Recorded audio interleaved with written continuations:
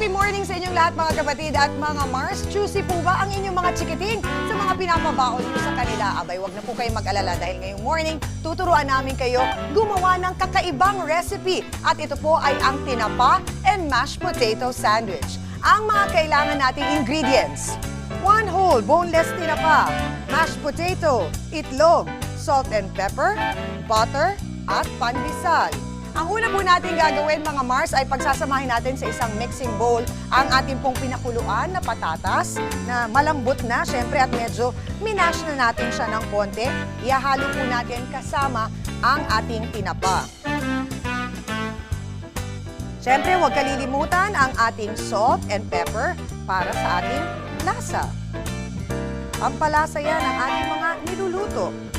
Konting butter at ang ating pong itlog.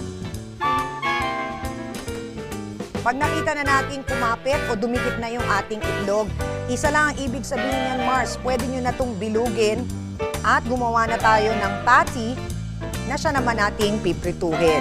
At pagkatapos natin mamash ang ating mashed potato kasama ang tinapa, eto na, ready na po siya para maluto natin. Ito mabilis na lang mga Mars. Aantayin lang natin na siya ay maging golden brown. At syempre mga Mars, bilang reyna ng kusina, mahalagang nasusulit po natin ang ating mga gamit. Halimbawa na lamang ang ating lutuan sa araw-araw na paggamit po natin, madali po itong mga lawang. At kaya dapat stainless steel ang katawan ng lutuan na bibilin po natin para siguradong magagamit natin ito ng pangmatagalan. Golden brown na ang ating mashed potato, so pwede nyo na itong i-ahon mga Mars.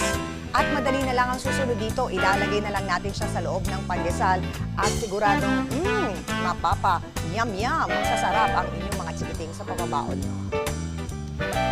Eto na mga Mars, ang ating pong mashed potato and tinapa sandwich para sa inyong mga chikiting. Kaya tutok lang po palagi dito sa Good Morning Club para sa mga baon, para sa inyong mga chikiting with love.